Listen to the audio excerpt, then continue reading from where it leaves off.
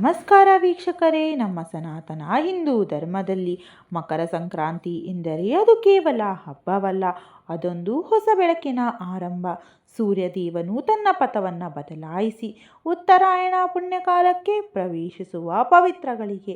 ಆದರೆ 2026ರಲ್ಲಿ ಸಂಕ್ರಾಂತಿ ಹಬ್ಬದ ಬಗ್ಗೆ ಜನರಲ್ಲಿ ದೊಡ್ಡ ಗೊಂದಲವಿದೆ. ಜನವರಿ 14ಕ್ಕೆ ಹಬ್ಬ ಮಾಡಬೇಕು ಅಥವಾ 15ಕ್ಕೆ? ಶಾಸ್ತ್ರಗಳು ಏನು ಹೇಳುತ್ತವೆ? ಅಷ್ಟೇ ಅಲ್ಲ ವೀಕ್ಷಕರೇ, ಸಂಕ್ರಾಂತಿಯ ದಿನ ಮಾಡುವ ಒಂದು ಪುಟ್ಟ ತಪ್ಪು ನಿಮ್ಮ ಪುಣ್ಯವನ್ನು ಕ್ಷಯಿಸಬಹುದು. ಅದೇ ರೀತಿ ಅಂದು ಮಾಡುವ ಒಂದು ವಿಶೇಷ ದಾನ ನಿಮ್ಮ 7 ಜನ್ಮದ ದಾರಿದ್ರ್ಯವನ್ನು ನೀಗಿಸಬಹುದು. ಈ ದಿನ ಮಾಡುವ ಸ್ನಾನ, ದಾನ ಮತ್ತು ಶಿವ ವಿಷ್ಣುವಿನ ಪೂಜೆಯಿಂದ ಮುಟ್ಟಿದ್ದೆಲ್ಲ ಬಂಗಾರವಾಗುವ ಯೋಗ ನಿಮ್ಮದಾಗಲಿದೆ. ಈ ಎಲ್ಲ ರಹಸ್ಯಗಳನ್ನು ಇಂದಿನ ವಿಡಿಯೋದಲ್ಲಿ ನಾವು ವಿವರವಾಗಿ ತಿಳಿಸಿಕೊಡಲಿದ್ದೇವೆ. ಭಕ್ತಿಯಿಂದ ಈ ವಿಡಿಯೋವನ್ನು ಕೊನೆವರೆಗೂ ನೋಡಿ. ವೀಕ್ಷಕರೇ, ಮೊದಲನೆಯದಾಗಿ ಎಲ್ಲರನ್ನೂ ಕಾಡುತ್ತಿರುವ ಪ್ರಶ್ನೆ ಹಬ್ಬ ಎಂದು. ನಮ್ಮಲ್ಲಿ ಹಬ್ಬವನ್ನು ನಿರ್ಣಯಿಸಲು 2 ಮುಖ್ಯ ಸಿದ್ಧಾಂತಗಳಿವೆ. ಒಂದು ದೃಕ್ ಸಿದ್ಧಾಂತ. ಇದು ಆಧುನಿಕ ಗ್ರಹಗತಿಗಳನ್ನು ಆಧರಿಸಿದೆ.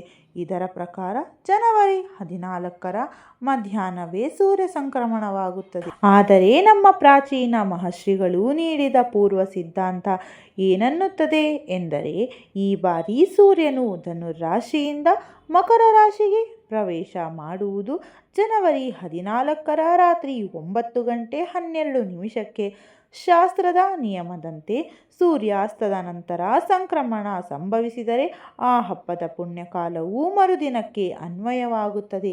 ಹೀಗಾಗಿ ದಕ್ಷಿಣ ಭಾರತದ ಪ್ರಖ್ಯಾತ ಪುಣ್ಯಕ್ಷೇತ್ರಗಳಾದ ಶೃಂಗೇರಿ ಮಠ ಮತ್ತು ತಿರುಪತಿ ತಿಮ್ಮಪ್ಪನ ದೇವಸ್ಥಾನಗಳಲ್ಲಿ ಜನವರಿ 15, 2026ರಂದು ಮಕರ ಸಂಕ್ರಾಂತಿಯನ್ನು ಆಚರಿಸಲು ನಿರ್ಧರಿಸಲಾಗಿದೆ.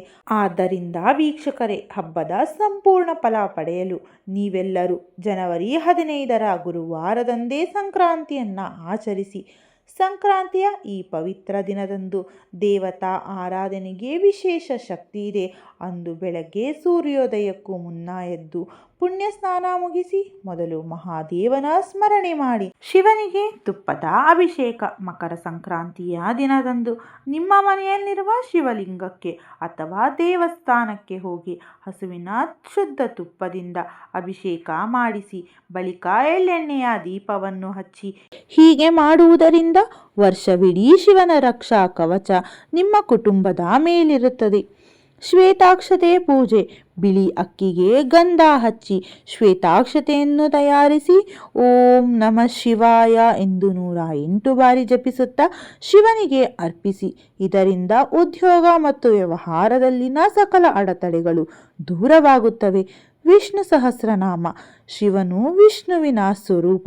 ಅಂದು ಮಹಾವಿಷ್ಣುವನ್ನು ಬಿಳಿ ತಾವರೆ ಹೂಗಳಿಂದ ಪೂಜಿಸಿ ವಿಷ್ಣು ಸಹಸ್ರನಾಮ ಪಾರಾಯಣ ಮಾಡುವುದರಿಂದ ಮನೆಯಲ್ಲಿ ಅಷ್ಟೈಶ್ವರ್ಯಗಳು ವೃದ್ಧಿಯಾಗುತ್ತವೆ. ವೀಕ್ಷಕರೇ, ಸಂಕ್ರಾಂತಿಯ ದಿನ ಎಳ್ಳು ಬೆಲ್ಲದಷ್ಟೇ ಪ್ರಾಮುಖ್ಯತೆ ಇರುವುದು ಕುಂಬಳಕಾಯಿಗೆ. ಅಂದು ನಿಮ್ಮ ಆಹಾರದಲ್ಲಿ ಕುಂಬಳಕಾಯಿಯ ಖಾದ್ಯವಿರಲಿ. ಏಕೆಂದರೆ ಪುರಾಣಗಳ ಪ್ರಕಾರ ಸಾಕ್ಷಾತ್ ಮಹಾವಿಷ್ಣು ವರಹ ಅವತಾರ ತಾಳಿ ಭೂಮಿಯನ್ನು ರಕ್ಷಿಸಿದ ಸಂಕೇತವೇ ಈ ಕುಂಬಳಕಾಯಿ. ಅಂದು ಬಡವರಿಗೆ ಅಥವಾ ಬ್ರಾಹ್ಮಣರಿಗೆ ಕುಂಬಳಕಾಯಿಯನ್ನು ದಾನ ಮಾಡುವುದರಿಂದ ಇಡೀ ಭೂಮಂಡಲವನ್ನೇ ದಾನ ಮಾಡಿದ ಅಖಂಡ ಪುಣ್ಯಫಲ ನಿಮಗೆ ಸಿಗುತ್ತದೆ. ಇದರಿಂದ ನಿಮ್ಮ ಜಾತಕದಲ್ಲಿರುವ ದೋಷಗಳು ಮತ್ತು ದೀರ್ಘಕಾಲದ ಕಾಯಿಲೆಗಳು ವಾಸಿಯಾಗುತ್ತವೆ ಎಂದು ಶಾಸ್ತ್ರಗಳಲ್ಲಿ ಹೇಳಲಾಗಿದೆ. ಇನ್ನು ಸಂಕ್ರಾಂತಿ ಎಂದರೆ ಸಂಭ್ರಮದ ಗಾಳಿಪಟಗಳ ಹಬ್ಬ. ಆಕಾಶದಲ್ಲಿ ಗಾಳಿಪಟ ಹಾರಿಸುವುದು ಕೇವಲ ಆಟವಲ್ಲ, ಅದು ಉತ್ತರಾಯಣಕ್ಕೆ ಪ್ರವೇಶಿಸಿದ ಸೂರ್ಯನಿಗೆ ನಾವು ನೀಡುವ ಸ್ವಾಗತ. ಇದರಿಂದ ಸೂರ್ಯನ ಕಿರಣಗಳ ಮೂಲಕ ನಮಗೆ ಸಕಾರಾತ್ಮಕ ಶಕ್ತಿ ಸಿಗುತ್ತದೆ. ಜೊತೆಗೆ ಈ ದಿನ ಪಿತೃ ದೇವತೆಗಳನ್ನು ಮರೆಯಬಾರದು. ನೀರಿನಲ್ಲಿ ಕಪ್ಪು ಎಳ್ಳನ್ನು ಬೆರೆಸಿ ಪಿತೃಗಳಿಗೆ ತರ್ಪಣ ನೀಡಿ. ದೇವತೆಗಳಿಗೆ ಬಿಳಿ ಎಣ್ಣಿನಿಂದ ತರ್ಪಣ ನೀಡಿ. ಈ ಸಣ್ಣ ಕಾರ್ಯವು ನಿಮ್ಮ ಪಿತೃಗಳ ಆತ್ಮಕ್ಕೆ ಶಾಂತಿ ನೀಡಿ ನಿಮ್ಮ ಮನೆತನಕ್ಕೆ ಅವರ ಆಶೀರ್ವಾದ ಸದಾ ಇರುವಂತೆ ಮಾಡುತ್ತದೆ. ವೀಕ್ಷಕರೇ, ಈ ಬಾರಿ ಜನವರಿ 15ರಂದು ಭಕ್ತಿ ಶ್ರದ್ಧೆಯಿಂದ ಮಕರ ಸಂಕ್ರಾಂತಿಯನ್ನು ಆಚರಿಸಿ ಸೂರ್ಯದೇವನ ಕೃಪೆಗೆ ಪಾತ್ರರಾಗಿ. ಈ ಮಾಹಿತಿಯು ನಿಮಗೆ ಉಪಯುಕ್ತವೆನಿಸಿದರೆ ವಿಡಿಯೋಗೆ ಒಂದು ಲೈಕ್ ನೀಡಿ, ನಿಮ್ಮ ಸ್ನೇಹಿತರು ಮತ್ತು ಬಂಧುಗಳಿಗೂ ಈ ವಿಡಿಯೋವನ್ನು ಶೇರ್ ಮಾಡಿ, ಅವರಿಗೂ ಈ ಪುಣ್ಯ ಫಲ ಸಿಗುವಂತೆ ಮಾಡಿ. ನಮ್ಮ ಚಾನಲ್ಗೆ ಸಬ್ಸ್ಕ್ರೈಬ್ ಮಾಡಿಕೊಳ್ಳಿ. ಧನ್ಯವಾದಗಳು.